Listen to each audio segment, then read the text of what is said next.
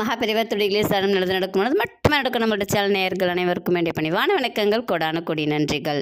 கேட்டது கிடைக்கணுங்க. முருகப்பெருமான் கிட்ட செவ்வாய்க்கிழமை ஒரு எளிமையான பரிகாரம், அதுதான் இந்த பதிவில் நம்ம சொல்ல போகிறோம். அதுக்கு முன்னாடி ஒரு சிலர்லாம் புலம்புவாங்க, நான் அந்த பரிகாரம் பண்ணிட்டேன், இந்த பரிகாரம் பண்ணிட்டேன், ஆனால் எனக்கு நான் நினச்சது மட்டும் நடக்கவே மாட்டேங்குது, முருகப்பெருமான் கொடுக்கவே மாட்டேங்கிறாரு சொல்கிறவங்களும் இருப்பாங்க இல்லைங்களா. இவங்களுக்காக ஒரு சின்ன குட்டி கதை சொல்லிவிட்டு அதுக்கடுத்து நம்ம என்ன செய்யணும் அப்படிங்கிறத பார்க்க போகிறோம். கைலாயத்தில் சிவபெருமானும் பார்வதியும் உட்காந்துருக்காங்க. அப்போது ஒரு எருமை மாடு உள்ளே வருது. உள்ளே வந்தோன்னே அழுதுட்டு ஒரு புலம்பலை வைக்கிது சிவபெருமான் கிட்ட. என்ன புலம்பலை வைக்கிது அப்படின்னா, எங்களை மாதிரியே தான் பசுவும் பால் கொடுக்குது, ஆனால் பசுவுக்கு கிடைக்கிற மரியாதை எங்களுக்கு எந்த விதத்துலையுமே கிடைக்க மாட்டேங்குது. நாங்கள் எந்த விதத்தில் குறைஞ்சி போயிட்டோம். ஏன் எங்களை வச்சு திட்டுறாங்க, எருமை மாடுன்னு திட்டுறாங்க. மழை பெஞ்சா கூட உனக்கு வந்து தெரிய மாட்டேங்குதுன்னு சொல்லி திட்டும்போது கூட எங்களை இழுத்து திட்டுறாங்க. ஏன் சிவபெருமானே உங்களுக்கு இந்த மாதிரி அப்படின்னு சொல்லிட்டு அதனுடைய கோரிக்கையை வைக்கிது சிவபெருமான் கிட்ட. சிவபெருமான் என்ன சொல்கிறாருன்னா, சரி உனக்கும் நான் பசுவுக்குரிய அந்தஸ்தை கொடுக்குறேன், அப்போ நீ ஏதாவது ஒரு தியாகம் பண்ணுவியா அப்படின்னு சொல்லி கேட்குறாரு. நான் பண்ணுறேன் அப்படின்னு சொல்லுது எருமை மாடு. உடனே நீ என்ன பண்ணுவ அப்படின்னு நீங்கள் சொல்லுங்கள், நான் செய்கிறேன் அப்படிங்குது. அடுத்த நிமிஷம் சிவபெருமான் என்ன சொல்கிறார் அப்படின்னா, இந்த சேறு தண்ணி இதெல்லாம் கண்ட உடனே நீ போய் உழுந்து பெறல்ற இல்லையா, அதை செய்யாமல் நிறுத்திடு, அதை மட்டும் நீ தியாகம் பண்ணிடு அப்படிங்கிறார். ஒரு நிமிஷம் யோசிச்சுட்டு என்ன சொல்கிறது சிவபெருமான் கிட்ட, அது எங்களுடைய சந்தோஷம், அதெல்லாம் என்னால் விட்டு கொடுக்க முடியாது, நான் போயிட்டு வரேன் அப்படின்னு சொல்லிட்டு போயிடுது. அதே மாதிரி தான் நம்மளும் இருக்கும். அதாவது நம்மளுடைய ஒரு சந்தோஷத்தையோ இல்லை நம்மளுடைய ஒரு ஒரு ஒரு தேவையானதையோ நம்ம தியாகம் பண்ண ரெடியாக இருக்கணும்.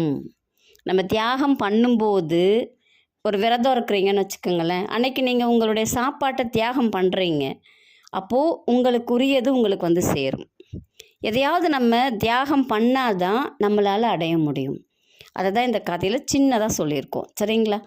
அப்போது இன்றைக்கி செவ்வாய்க்கிழமையில் உங்களுக்கு ஒன்று ஏதாவது வேணும்னு வச்சுக்கோங்களேன், உங்களுக்கு பிடித்த உணவை அன்னைக்கு சாப்பிட மாட்டேன், வாழ்நாள் முழுவதுமே நான் சாப்பிட மாட்டேன் அப்படிங்கிறத ஒரு விரதமாக எடுத்துக்கோங்க.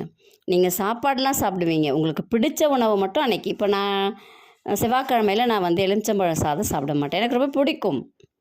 அது செவ்வாய்க்கிழமையில் வச்சு நாங்கள் படைப்போம், நாங்கள் கோயிலுக்கு போனால் எலுமிச்சம்பழ சாதம் பிரசாதமே எங்களுக்கு கிடைக்கும், ஆனால் நான் சாப்பிட மாட்டேன். ஏன்னா நான் முருகப்பெருமான் கிட்ட என்னுடைய ஒரு கோரிக்கைக்காக நான் விட்டது. அது நமக்கு பிடித்ததை தியாகம் பண்ணணும் கடவுளுக்காக. ஏதோ ஒரு வகையில் நம்ம தியாகம் பண்ணோம், நம்ம வருத்திக்கிட்டோம் அப்படின்னா உடனே கேள்விகள் வரும். வருத்திக்கிட்டால் தான் கடவுள் செய்வாரா? எல்லாவற்றிற்கும் ஒரு காரண காரியங்கள் இருக்கும். நம்ம தெரிஞ்சோ தெரியாமலோ நிறைய பேரை கஷ்டப்படுத்தியிருப்போம். அப்போ அந்த கஷ்டத்தை நம்ம ஏதாவது ஒரு வகையில் அனுபவிச்சாதான் அந்த பாவம் நமக்கு தொலையும். அந்த பாவம் நமக்கு குறைஞ்சதுன்னா தான் நமக்கு வர வேண்டியது, நமக்கு கிடைக்க வேண்டியதெல்லாம் கிடைக்கும். அதற்காக தான் இந்த தியாகம். ஸோ உங்களுக்கு பிடித்ததை செவ்வாய்க்கிழமையில் தியாகம் பண்ணுங்க. எனக்கு தயிர் சாதம் ரொம்ப பிடிக்கும், நான் செவ்வாய்க்கிழமையில் தயிர் சாதம் சாப்பிட மாட்டேன் சொல்லுங்கள். இல்லை செவ்வாய்க்கிழமையில் நான் சக்கரை பொங்கல் சாப்பிட மாட்டேன். உங்களுக்கு ரொம்ப பிடித்த உணவை அந்த ஒரு நாள் மட்டும் நான் சாப்பிட மாட்டேன் அப்படிங்கிறத விட்டுட்டு முருகப்பெருமான்கிட்ட உங்கள் கோரிக்கையை வைங்க, கண்டிப்பாக நிறைவேற்றி கொடுப்பார். ஏன்னா இது என் வாழ்க்கையில் நான் செய்து பலனடைந்தது. என்னுடைய தோழிக்கு நான் சொல்லி அவங்களும் அதை செஞ்சாங்க. அவங்க குழந்தைக்கு ரொம்ப அடிக்கடி உடம்பு சரியில்லாமல் போயிடும், அதை சொல்லி அந்த குழந்தை இன்றைக்கி நல்லா இருக்குது. ஸோ இது பல பேருக்கு சொல்லி இது பயனடைந்த விஷயம்.